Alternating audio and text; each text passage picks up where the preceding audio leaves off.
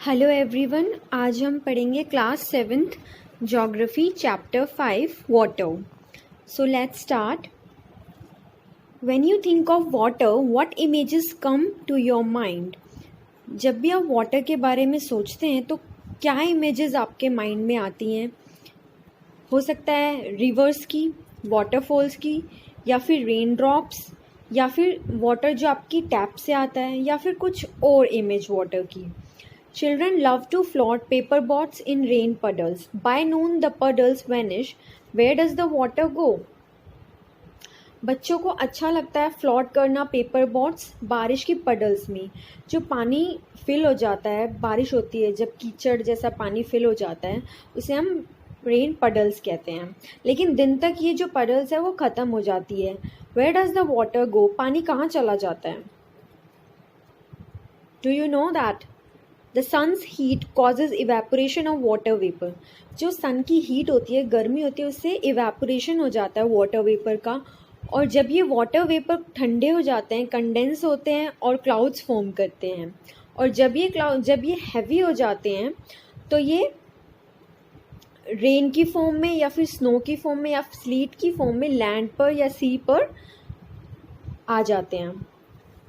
Rain, as you know, वर्षा, snow यानी बर्फ़ की फॉर्म में, या फिर स्लीट यानी ओलों की जो वर्षा होती है उसकी फॉर्म में। The process by which water continuously changes its form and circulates between oceans, atmosphere and land is known as the water cycle. वो ऐसा प्रोसेस जो वाटर की फॉर्म को कंटिन्यू चेंज करता रहता है और सर्कुलेट करता रहता है ओशन, एटमॉस्फेयर और लैंड के बिटवीन, उसे वाटर साइकिल कहते हैं। यहाँ पर हम डायग्राम में देखेंगे। पहले ये देखो, वाटर साइकिल है।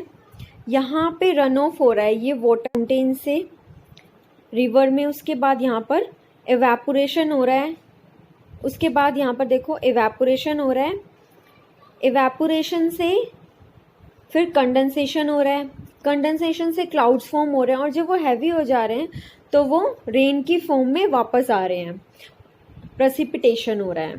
तो ये है वाटर साइकिल, ये सर्कुलेट हो रहा है पानी continue. Our earth is like a terrarium. The same water that existed centuries ago still exists today. हमारी जो पृथ्वी है वो टेरेरियम की तरह है। अब टेरेरियम क्या है यहाँ पर देखते हैं हम ग्लोसरी में। It is an artificial enclosure for keeping small house plants. ये एक आर्टिफिशियल एनक्लोजर होता है जिसमें छोटे प्लांट्स को रखा जाता है। यहाँ पर एक्टिविटी में हम इसके बारे में ज़्यादा देखेंगे। ये ग्लास सील्ड कंटेनर होता है जिसमें कि प्लांट को, छोटे छोटे प्लांट्स को रखा जाता है।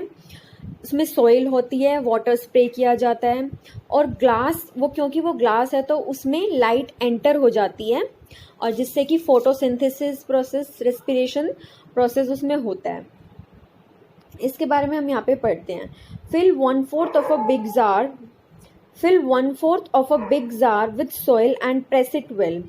इन्होंने 1/4 जो है एक बड़ा जार वो सॉइल से फिल किया और उसको बंद कर दिया है। उसके बाद इन्होंने एक थिन लेयर ह्यूमस की लगाई है उसके टॉप पर। फिर उन्होंने जो लार्जेस्ट प्लांट्स हैं उनको पहले लगाया है, और उसके बाद जो स्मॉलर वन है उनको उसके अराउंड अरेंज किया है। उसके बाद इस पे इन्होंने वाटर स्प्रे किया है और जार को बंद कर दिया। The water that evaporates from the leaves and soil, जो पानी इवेपोरेट्स हो रहा है लीव्स से या सॉइल से, वो कंडेंस हो रहा है, उसके बाद वो वापस से वाटर ड्रॉप्स की फॉर्म में वापस आ रहा है। अब हम यहाँ पे देखेंगे, इन्होंने कहा है कि सेम वाटर जो कई सेंचुरीज पहले भी था वो आज भी है। हो सकता है जो पानी आज हरियाणा के किसी खेत में इरिगेशन के पर्पस के लिए यूज़ किया जा रहा है वो अमेज़न रिवर में 100 ईयर्स अगो हो, ऐसा हो सकता है। मेजर सोर्सेज है जो फ्रेश वाटर की वो हैं rivers, ponds, springs and glaciers.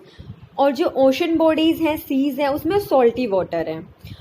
Oceans का वाटर इतना सोल्टी और सलाइन या सलाइन बोल सकते हैं हम होता है कि उसमें बहुत ज़्यादा large amount of dissolve salt होता है। उसमें बहुत ज़्यादा मात्रा में सॉल्ट होता है जो कि डिजॉल्व होता है, उसमें मिला हुआ होता है।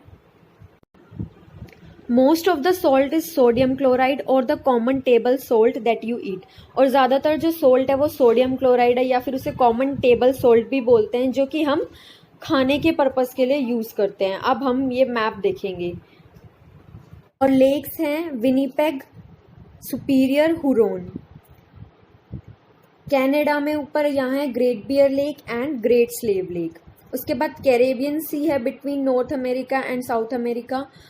साउथ अमेरिका में है अमेजोन रिवर, जो कि वर्ल्ड की सबसे लार्जेस्ट रिवर है according to volume of water. इसमें पानी की जो वॉल्यूम है वो सबसे ज़्यादा, यहाँ पे अमेजोन रेन फॉरेस्ट भी है, तो ये वर्ल्ड की लार्जेस्ट रिवर है। उसके बाद अफ्रीका में हम देखते हैं, यहाँ पर वेस्ट में नाइगर रिवर है। उसके बाद हम साउथ वेस्ट की तरफ आएंगे थोड़ा, कोंगो रिवर। उसके बाद साउथ में ऑरेंज रिवर। यहाँ मिड में थोड़ा लेक विक्टोरिया है।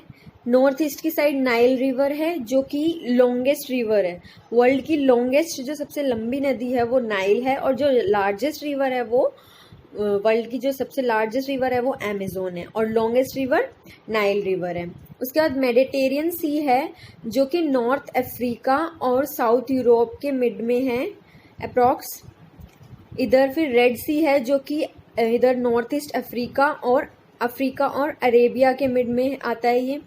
डेन्यूब रिवर है, जो जर्मनी में है, यूरोप में। ब्लैक सी है इधर यूरोप में। कैस्पियन सी है, जो कि यूरोप के ईस्टर्न और वेस्ट एशिया की तरफ वो पड़ती है। यहाँ अरेबियन सी है इंडिया के साउथ वेस्ट में। इंडिया की सबसे लॉन्गेस्ट रिवर है गंगा रिवर, और एक और इम्पोर्टेंट रिवर है इंडिया की ब्रह्मपुत्र रिवर। यहाँ चाइना में हवांगी रिवर जो है, हवांगो, वो चाइना की इम्पोर्टेंट रिवर है। साउथ में इधर ईस्ट में ईस्ट चाइना सी, इधर साउथ चाइना सी है। ऑस्ट्रेलिया में है डार्लिंग रिवर, और ऑस्ट्रेलिया के नॉर्थ ईस्ट में आप देखो तो कोरल सी है।